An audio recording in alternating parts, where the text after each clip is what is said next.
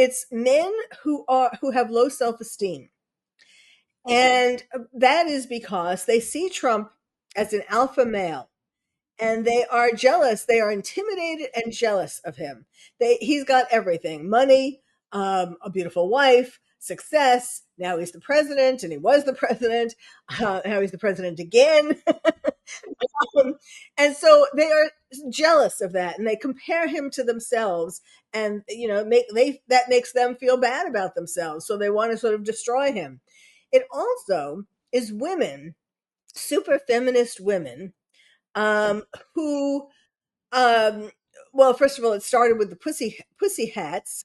Say these women obviously have deeper issues and have had dysfunctional relationships with men in the past.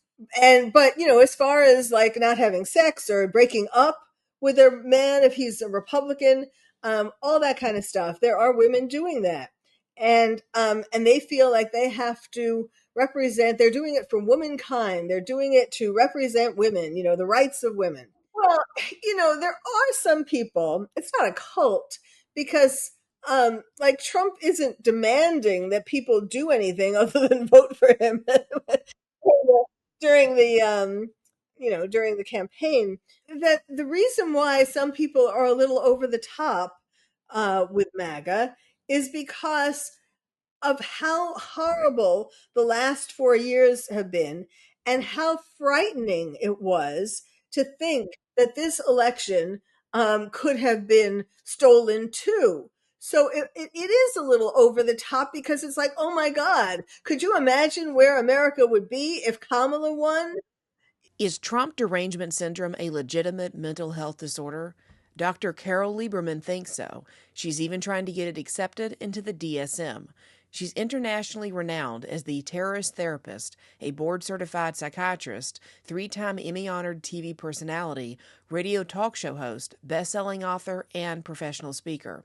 Stay tuned and learn about the symptoms of Trump Derangement Syndrome, why people have it, and why Trump triggers people like no other individual in American history. Hey, well, the first thing I want you to address so people kind of have a basic understanding is, what is Trump Derangement Syndrome? How would you define it? What are some of the symptoms? I think most people think it's just blue hair and a septum piercing, and that's a pretty good warning sign. Well, my definition is an irrational, quasi-psychotic hatred of anything Trump, resulting in rage and over-the-top efforts to destroy him and his work. And I actually am just polishing up, I guess I should say, my detailed analysis, my detailed presentation. Let me back up. The Diagnostic and Statistical Manual is put out by the American Psychiatric Association every, it varies 5 years or so. And that is a book of all the definitions of different diagnoses. And it is used for psychiatrists and other mental health professionals to have a common language. But it's also used for insurance companies. Each diagnosis has a code, and the insurance companies use it to decide how much treatment people should get, which is like absurd, because of course it should be up to their psychiatrist, their therapist, not somebody sitting in an office in an insurance company. But anyhow, that's what they do. So in the looking forward to hoping that people with Trump Derangement Syndrome eventually realize that they should get treatment, then this would help them get it paid for by insurance companies. In addition to, of course, practitioners, therapists of all different kinds, being able to diagnose it, like not just saying, oh, well, this is when you hate Trump. There are specific characteristics for the minor case, the moderate case, and the major case. And I give examples of each. Do you think that someone that has Trump Derangement Syndrome is going to even know it and then walk themselves into a psychologist's office? Well, they not all of them know it. In fact, that's one of the diagnoses, or that's one of the associated features, that they don't know that they have it. However, I am hoping to be able to to get this well enough known that they will recognize it. Now, even when they recognize it, like there are people with TDS who do know they have TDS and are proud of it. I mean, I, I would expect there to be T-shirts, like with Bart Simpson. Simpson, what's that? I'm a loser and proud of it, something like that. Um, and I don't know why. Maybe I just haven't seen it, but someone's going to come up with that idea. I have TDS and I'm proud of it.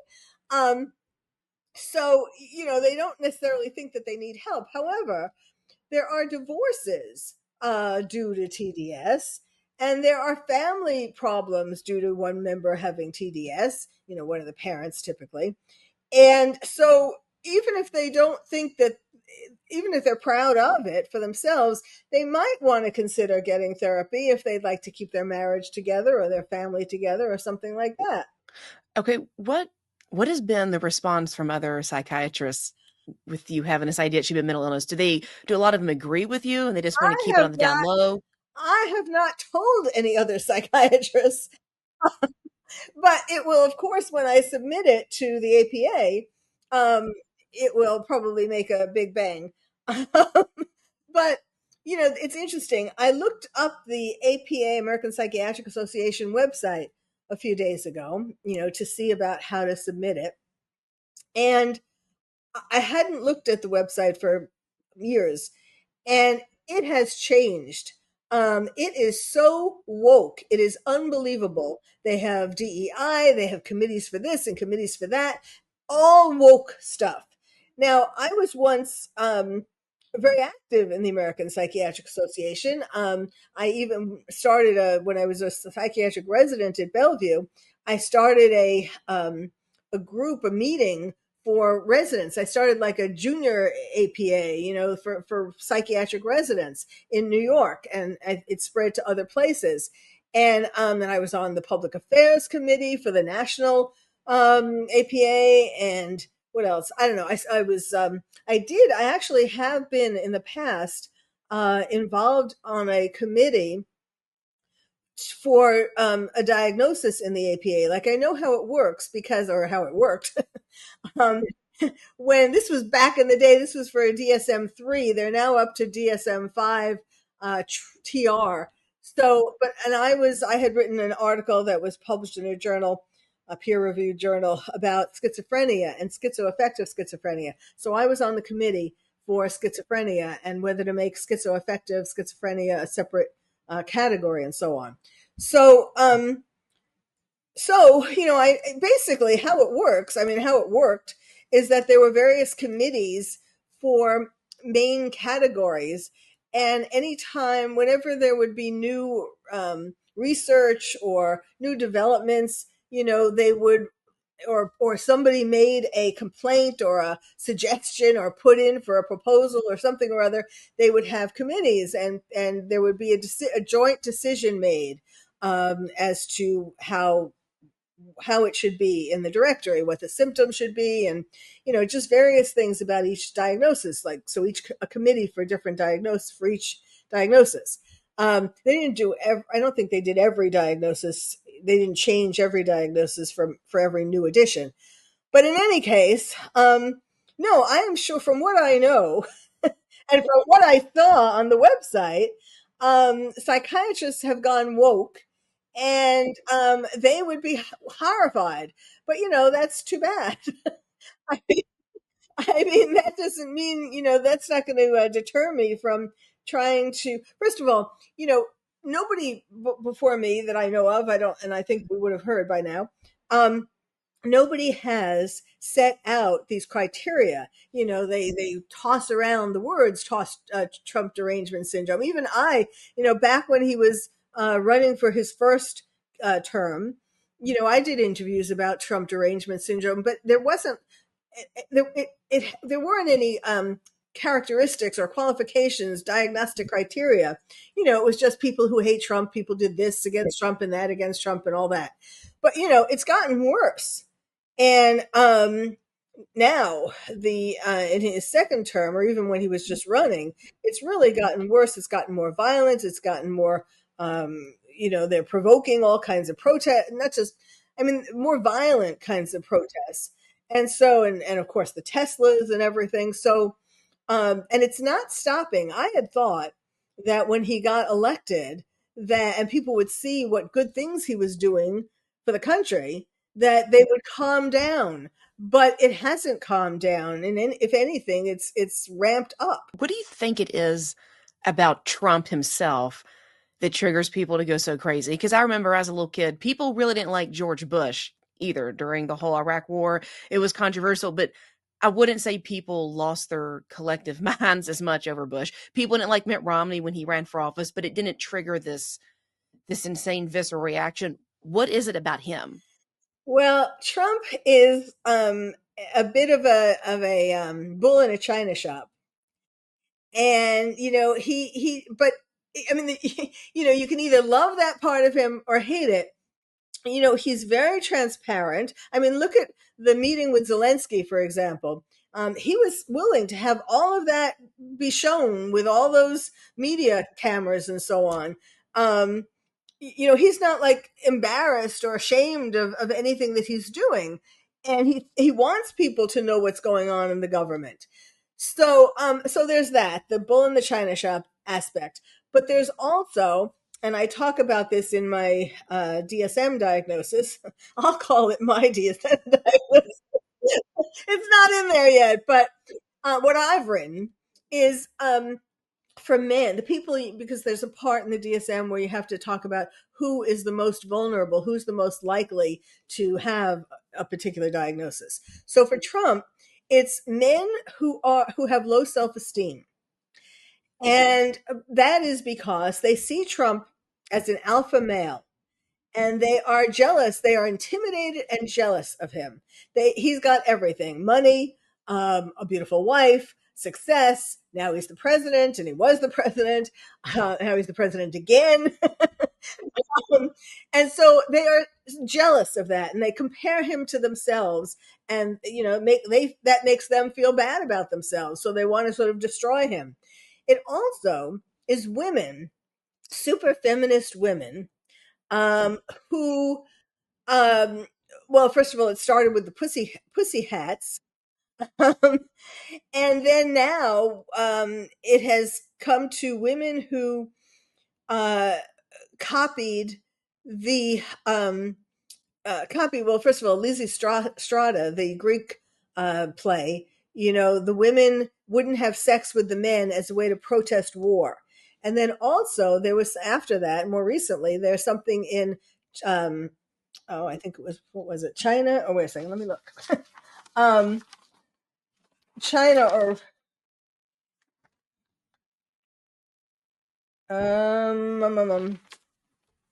was either China or it was it was in Asia. Let me and they did a thing 4B, four no, and it was for four no's.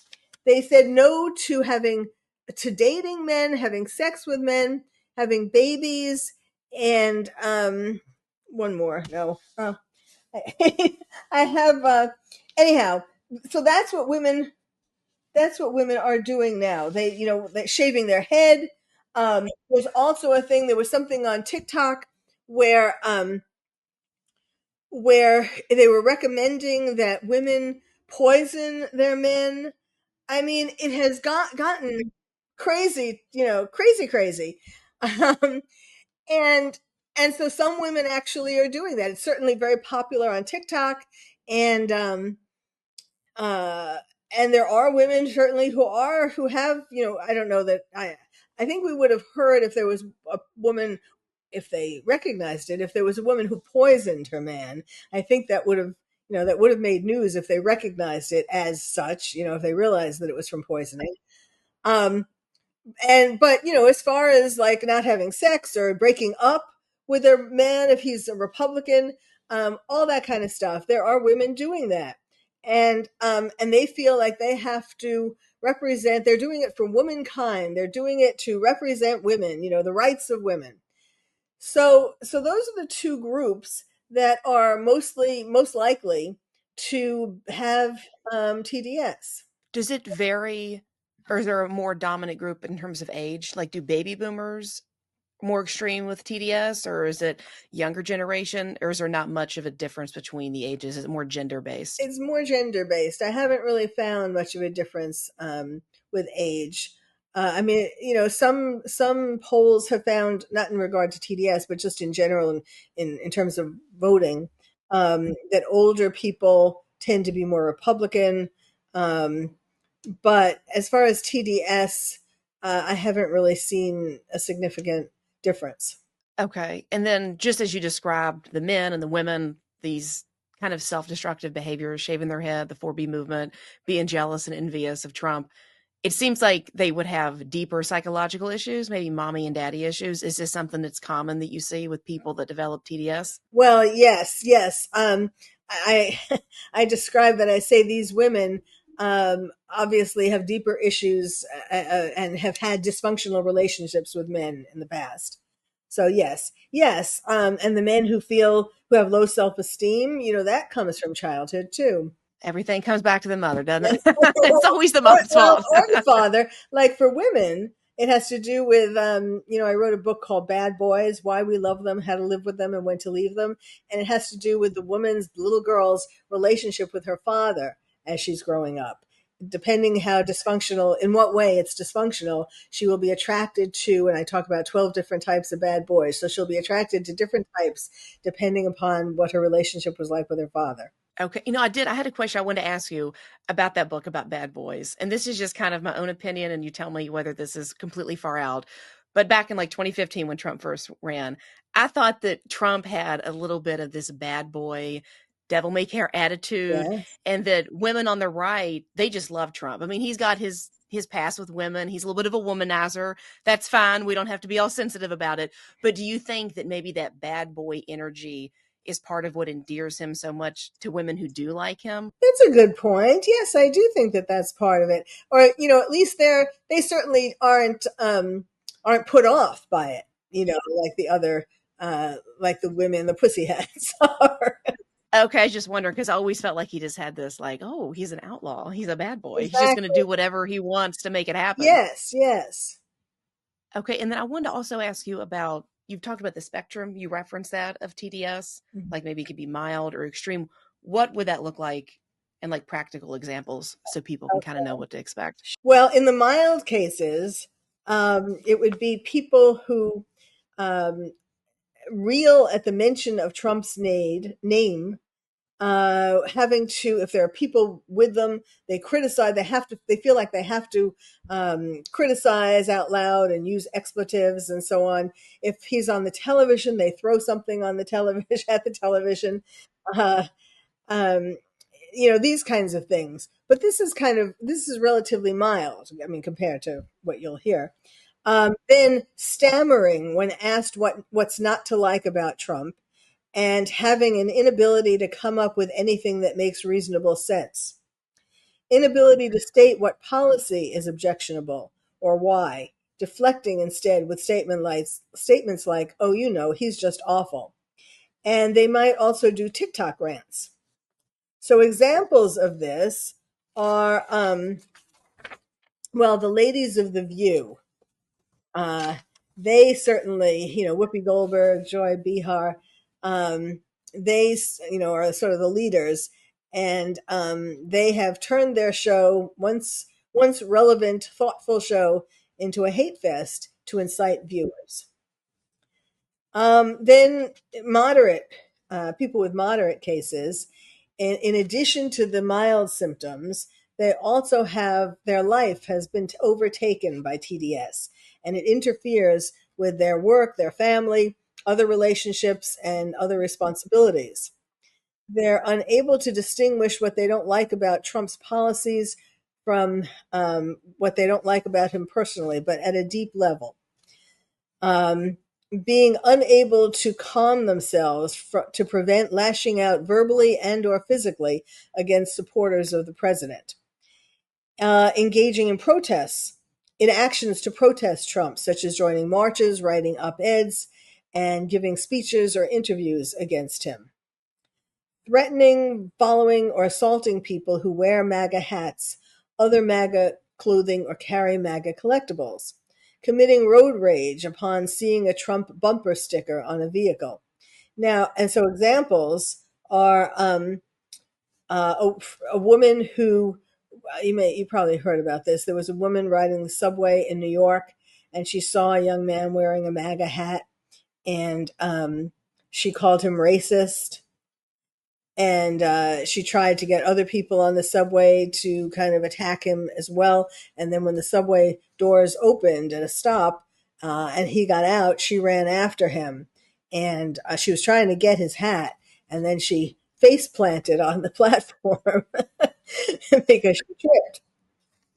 Then I have some other examples too, but then oh well, also moderate the presidents of the Ivy League colleges who who are have TDS, and to the extent that they are willing to appear anti-Semitic in order to fight back against Trump. And otherwise, before this, that wouldn't have been tenable for them. They wouldn't have wanted to appear that way.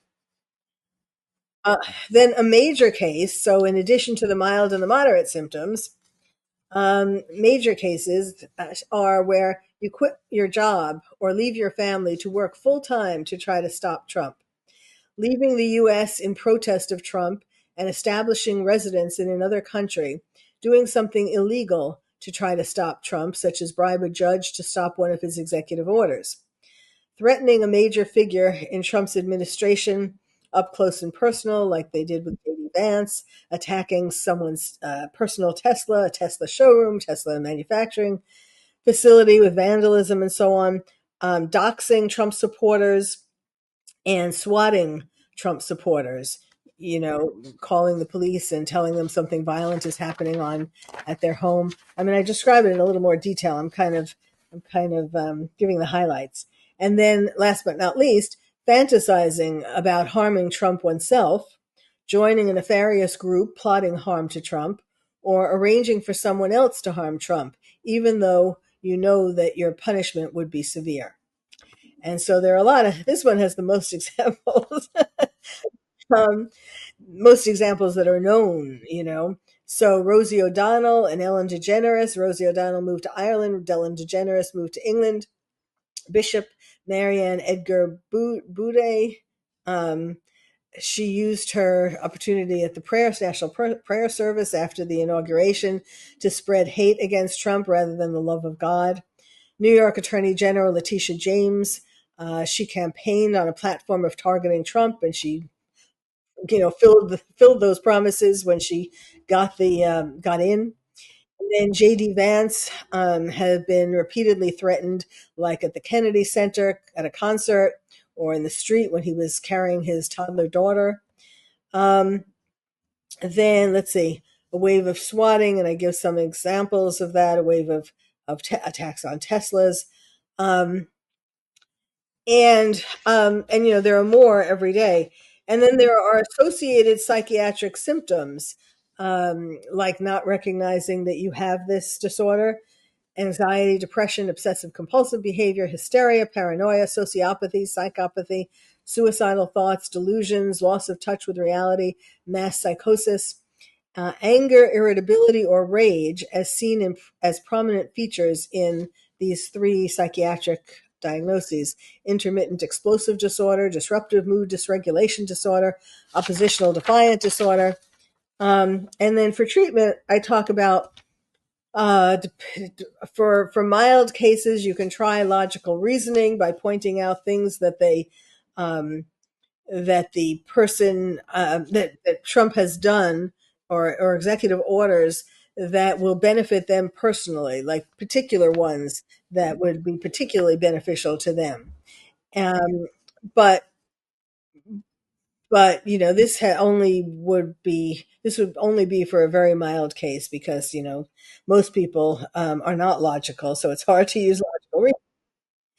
Then individual psychotherapy for all cases of TDS, um, for um, not focused directly on Trump's policies, but focusing on the problems that the people have that make them vulnerable to TDS. So, like for the men, helping them develop more self-esteem, for example, or the women to help them cope with problems that they have with men. And then couples and family therapy, when those things are, when their TDS is causing a problem for their relationship or their family. And then for the moderate and major cases, under the care of a psychiatrist, medication, along with therapy, of course. When it comes to these people, if we come across someone with TDS in our real life, what's a percentage that they're likely to be violent or, act outwardly towards us, so we can kind of have a warning of what might happen? Like if I just see someone who's doing on the mild spectrum, how afraid of them should I be? Or should I walk on the other side of the street, park my car somewhere else? That's a good question. It's very hard to know. I mean, there are certain, if they're carrying a weapon, or if they're very, if they seem very agitated, you know, um, like you could see protests and against Trump. And there are some people who are just calmly standing there holding a sign. There are other people who are screaming things and are very agitated. Those would be the ones who you would be more likely to be concerned about. Not to say that there can't be a secret TDS person who is violent, um, but mostly the people who would be violent are also very agitated.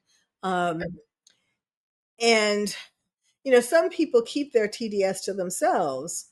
I mean, even with the minor part, like even, the ones who yell at the television set or throw things at the television set, they might do that when there's nobody there.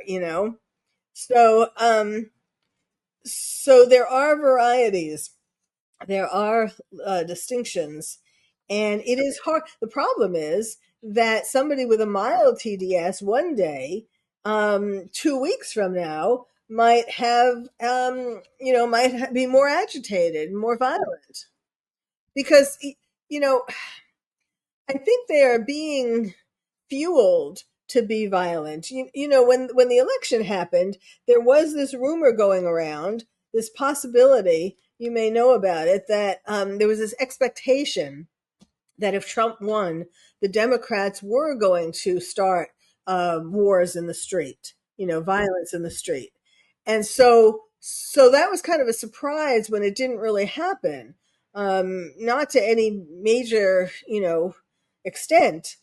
Um, and but that doesn't mean that feeling isn't still there, isn't lurking, in them. And so it could. That's why the people are being. I mean, even if you look at Kamala Harris's concession speech, she said the word "fight" 21 times. I counted. And it was really a speech. It was hardly a concession speech, It was really a speech talking to people who voted for her and saying, we're not done yet. Um, uh, like we have to keep fighting for what we want and not give in, kind of thing. So I saw it as a dog whistle. Um, I saw it as a very concerning speech, where she was trying to tell the people who voted for her, we're not done yet. What, like, we got the left, half the country. What percentage of them, off kind of I know you don't have all of this figured out just yet, you're in the beginning stages, but what percentage of the left would you say you think have a form of TDS? Do you think it's most of the left? Do you think it's half of them? I think I think it's most of the left. Most of them. Okay. What's going to happen in the next 4 years? Trump leaves office unless he secures a third term somehow. Yes. If he changes that, when he leaves office, do you think TDS will just kind of fade away because now he's not on TV all the time in people's faces, or are they going to channel it into something else? Well, when I talk about this, when TDS did some after he lost, or so supposedly lost, to Biden, The TDS did kind of did kind we didn't see it really, and it did kind of quiet down, but it became latent in people. It didn't mean that it disappeared all the way. And so when he ran again, it was, in those people, it was right there, and they were able to they jumped right in with it. And I'm curious, are there other psychological disorders that trigger people based off of one person? Like Trump triggers these people into TDS. Is there other psychological disorders in the past that have centered around one personality or character? Or is this kind of a new phenomenon? Um, hmm. Well,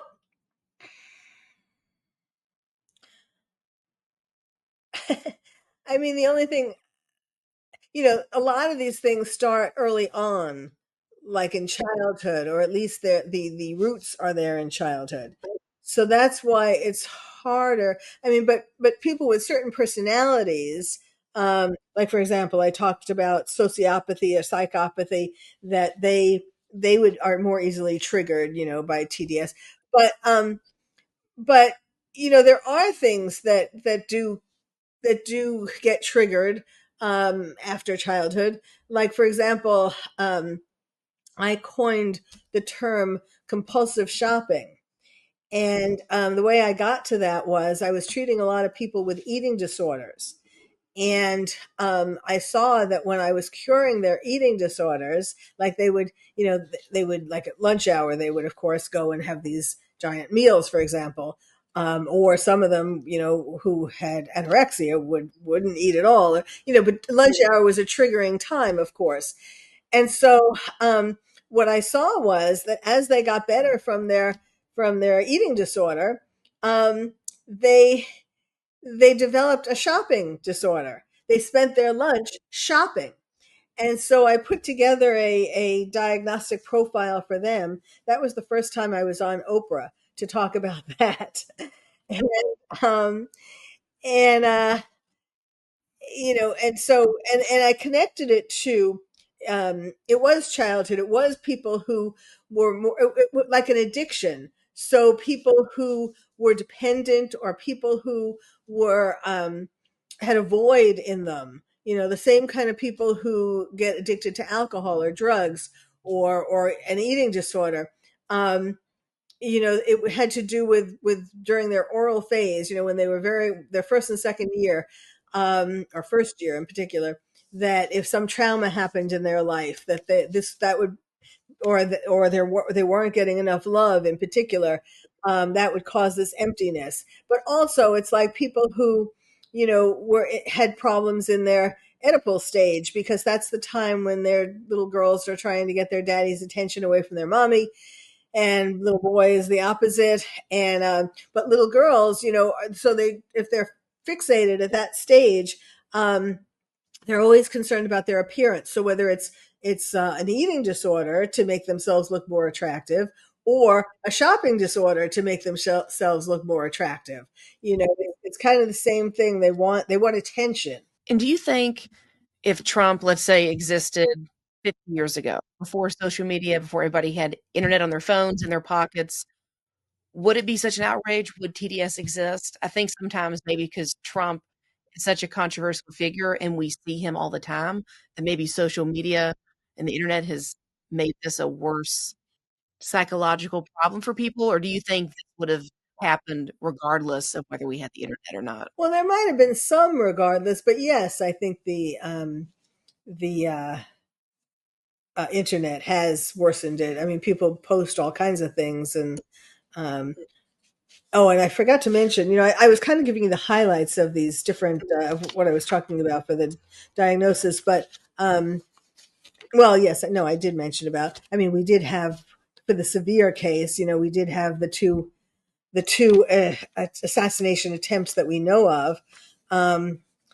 So I don't know what made me think of that, but all of a sudden I remembered, wait a second, did I mention that? Yes.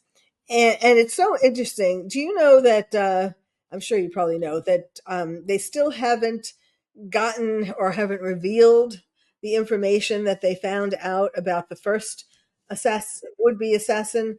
Um, and there's all kinds of cover up of his house and all that. They took away and his phone and his computer and all this kind of stuff. They're whitewashing it. And I mean, it's absurd that this is happening.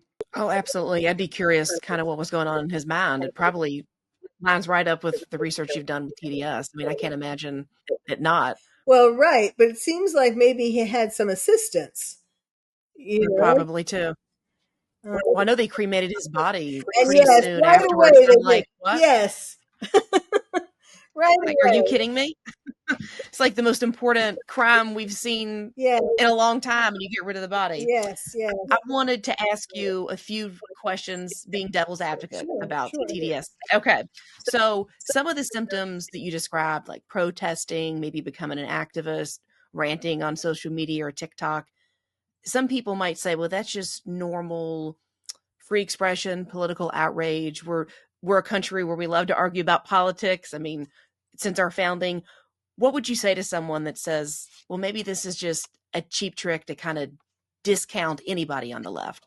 Because somebody may just be really an Yeah. activist. They really deeply believe in their progressive values. And it's just like, I believe this and it's not because of Trump. How would you answer that? Well, I think it's the degree. Yes, I agree that we should have First Amendment rights, but when it's when when someone, it's not just about First Amendment rights though. It's about like when someone is that um, upset, you know, about something. Um, it's the degree. I mean, yes, if you you know if I mean, I was not happy about Biden, and when he was running, I did a lot of interviews and spoke out a lot about. I was trying to warn people how he had dementia. He had what I called encroaching dementia. So, but I wasn't like, it didn't like take my whole. I mean, I guess to a point it did. But so I had Biden derangement syndrome. But what my derangement was not just about him as a candidate. It was about, hey, folks, we're going to elect a president with dementia. Um, but anyway, it's like the extent to which TDS takes over their life, and to the extent to which they try to provoke other people. I mean, it's like with these protests at colleges, where people like these presidents are trying to say, "Oh well, free speech, blah blah blah." That they have the right to do this. Well, they don't have the right to provoke violence against Jewish students. And to provoke anti-Semitism and to stop Jewish students from going into the library or going to class or whatever and being physical. They got physical, then they trespassed into college buildings. There was vandalism. Those things are crimes. I'm glad you brought up Biden because that was kind of my next devil's advocate question. A lot of people on the right kind of I thought they went a little over the edge with the Biden hate. There was, the let's go back, Brandon chants. People started, this kind of blends in with the woke stuff. A lot of people on the right, oh, it's woke, it's woke, it's woke. Let's cancel Bud Light. Let's cancel Disney. To this extreme, it just intertwines their life so much. I can't tell them apart from their political opinion.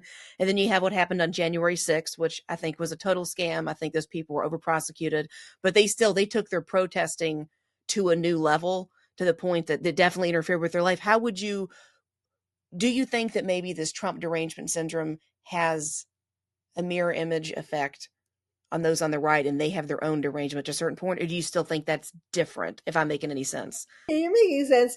I think it's different. I actually wrote. I'm a forensic psychiatrist in addition to being a clinical psychiatrist, and so I was asked, and I did write part of the appeal that went out for J6 prisoners, um, that had to do with why it should be moved to a different venue, how they can't get a fair trial in Washington, D.C. And so there was research on, because the media in Washington, D.C. is so anti the J6 people. Um, and so I talked about, I talked about juries because, like, I'm a jury consultant, and I talked about how even though they're asked to put their prejudices aside, can you decide on this case? Can you put your prejudices aside and decide on this case with an open mind, kind of thing? And so people say yes, of course. Well, people say yes if they want to be on the jury, and they say no if they don't want to be on the jury.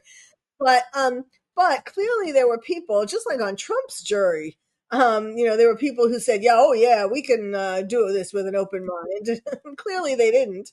Um, but anyhow, so and even people who um honestly believe that they can put aside what they've seen on television and read and all that, um it's very hard to unconsciously, there are prejudices and that you might try to fight them, and think that you have conquered them, but really there are these prejudices that are unconscious. And um and so I wrote a whole thing about that for the J6 um prisoners. It's like you brought up the Teslas, people lighting them on fire and destroying the Tesla dealerships and that type of stuff, which is insane to me that anybody would do that.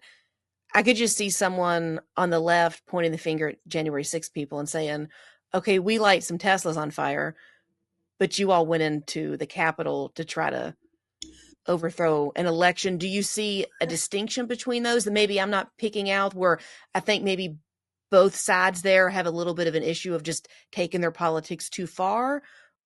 Yes, I mean, some of them went too far, in terms of, but it was basically trespassing. Like, they didn't, the only person who got killed was the Ashley Babbitt, and that was from a policeman.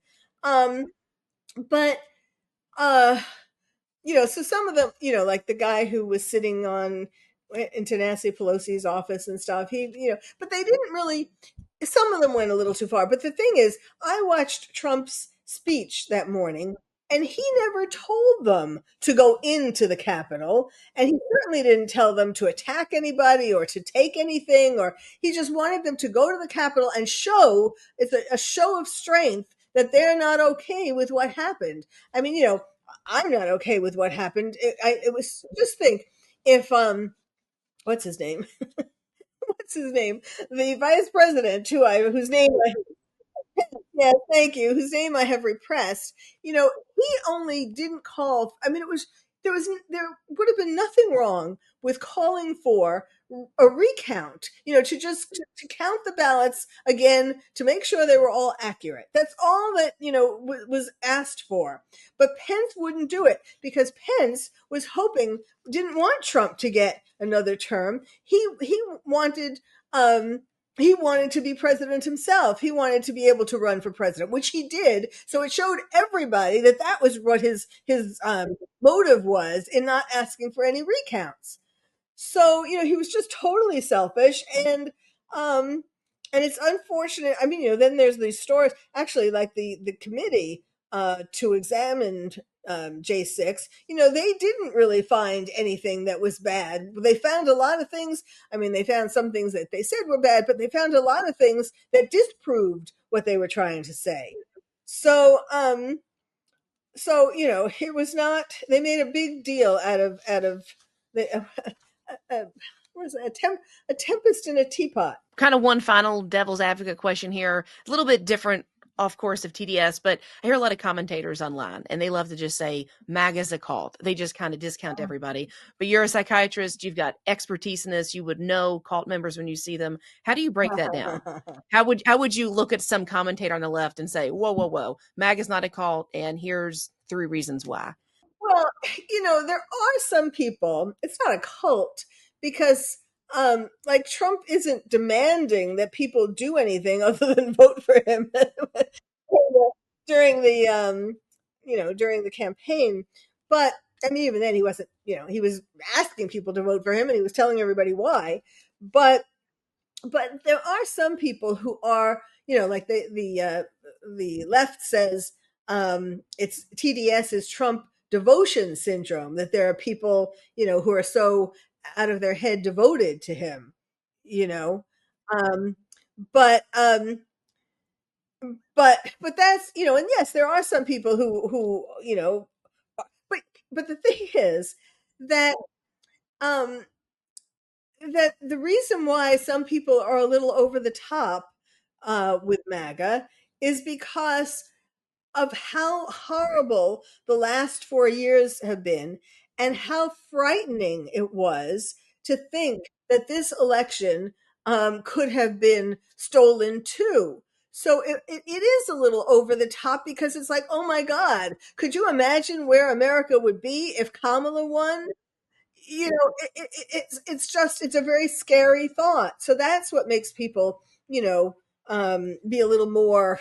I was at the inauguration. That was an amazing, amazing time. It was so exciting. It was so patriotic. It was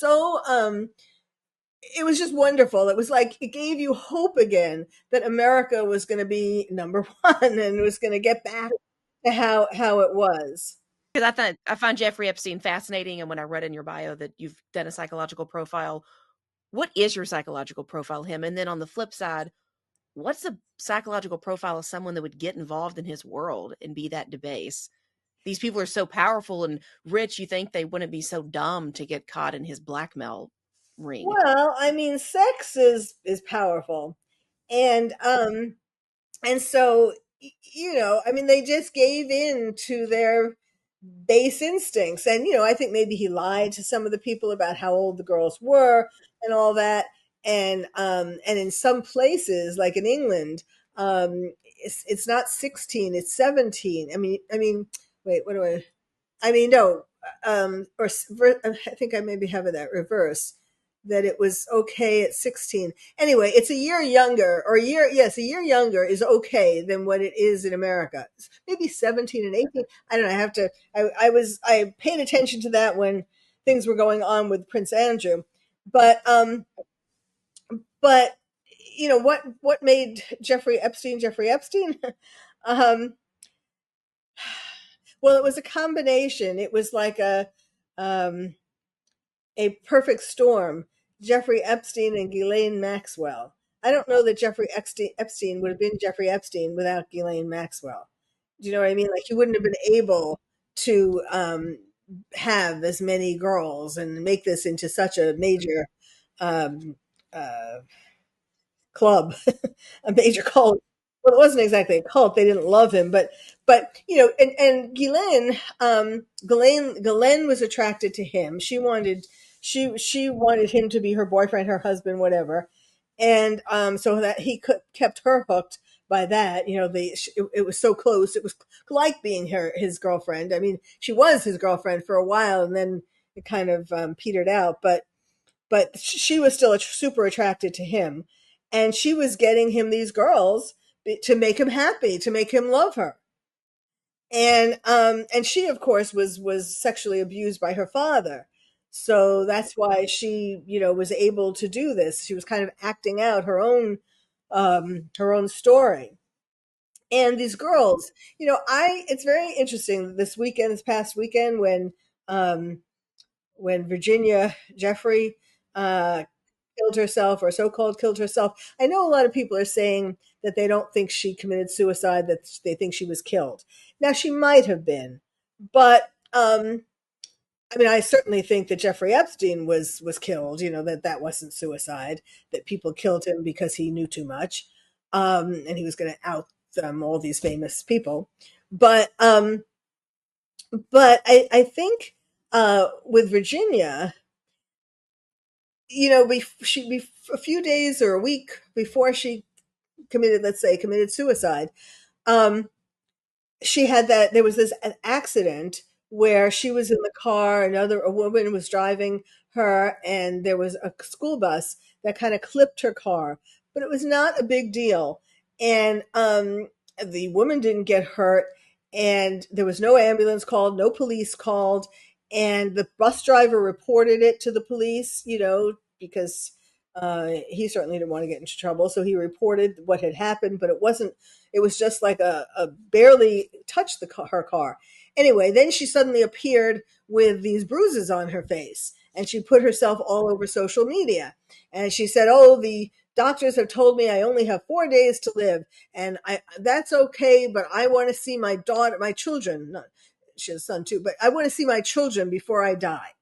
And she's going through this divorce and custody battle, which can be very exhausting and upsetting, especially when her husband apparently is trying to get full custody. So she, it seems like this was a ploy to get the husband to bring their children to her in the hospital. I don't know if he did or not, but by her putting that all over social media, I just want to see my kids. Certainly that was putting pressure on him to do it. Anyway, and now a week later or so, she is dead. Now, what I think, actually, I tweeted at the time that she, made this um, dramatic thing on social media. I tweeted that I hope anybody who was questioning whether the her abuse claims are true now realize that they're not, or something. I worded it better on Twitter, but like the point is, she was being so dramatic about this thing that I'm going to die in 4 days, and clearly it just didn't seem that that was true with how the accident was and how she looked and all of that, and she didn't die in 4 days. Um, so uh, to me, it showed that she was lying. I never believed her 100% in the claims that she was making against Prince Andrew in particular. I felt that she was a woman scorned, that she was just angry that he didn't want to continue a relationship with her so that she could become, what would she be, like a princess, I guess. It's Prince Andrew, she's a princess. Um, and so when people could see, I thought that this was so phony, that she was making such a big dramatic thing over this alleged car accident, that they would think to themselves, huh, I wonder if maybe some of the things she said about these men aren't true.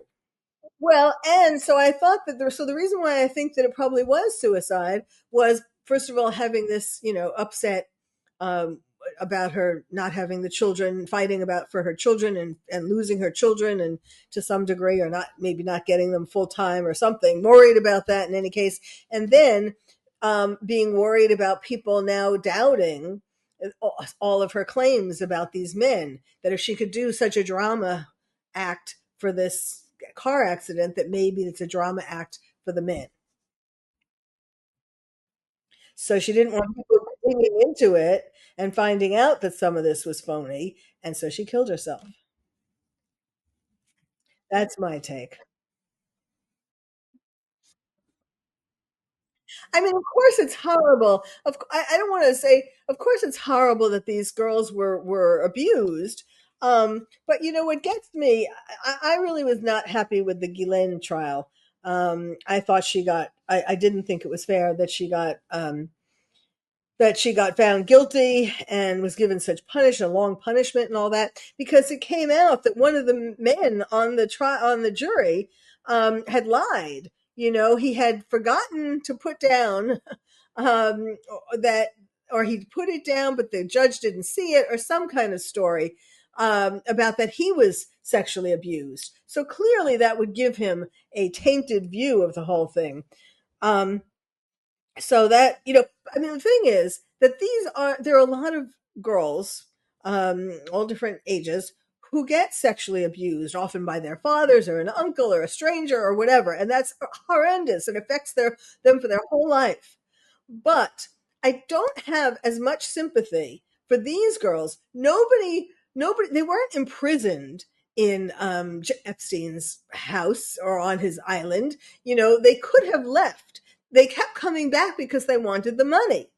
And, for some wanted the attention, but primarily it was the money. And so I don't have, I know I probably sound, and I know I'm probably the only or the only woman, or one of few women who have said this, but it would be one thing if he kept them in his basement or something. But they were free to go. I guess that's just the power of psychologically controlling people. I guess he just had such a hook in their brains that he didn't even need shackles or a basement. He could just... Yes, and these girls were had mostly been abused already. Like Virginia had already been sexually abused, and I think a lot of these girls, if not all of them, already had been abused. So so that made them more vulnerable to him. Okay. Interesting stuff. I'd love to get the full scoop, but I don't think the government will ever give us all the information on Epstein. I'm still waiting for it. Hopefully Yes. Trump gets that out for us soon. That's the main thing I want out of him. Yes. Where can people listening follow you online, keep up with what you're doing? Just kind of tell the audience where they can keep track of you. Well, I rant on Twitter, and my Twitter handle is Dr. Carole MD. So Dr. Carole is Carole, and then MD. Also, I have a number of websites. One of my websites is expertwitnessforensic and my favorite is terroristtherapist.com, because since 9/11, I've been the terrorist therapist, helping people cope with terrorism, trying to wake people up to the fact that terrorists are trying to take over America. They've already taken over Europe, and it's just very, very upsetting that people are so blind. But anyhow, on my on terroristtherapist.com, there's a lot of stuff, but in particular, there are music videos that I created for the 1 year anniversaries for 9/11. I've been doing this for 4 years, and this past year, I sort of updated the 9/11 video. It's not just warm and fuzzy why we need to remember 9/11. It's warning people about terrorism. And also I created a music video for October 7th, and that's on there as well. I did, and I put these videos on the anniversaries. I go around, during COVID, I just had the trucks go around themselves, but and then this past year, I went around in New York. The trucks went around New York and Washington, D.C. for 9/11. And this year I was in the truck in New York. And then for 10/7, I was in the truck in Los Angeles. But the trucks they're mobile billboards. They play the video on the side of the truck. But these videos are on the website, and so people can see them. Now that you know where we've been, find out where we're going. Tune in to Ladies Love Politics, where you can stay informed without going insane.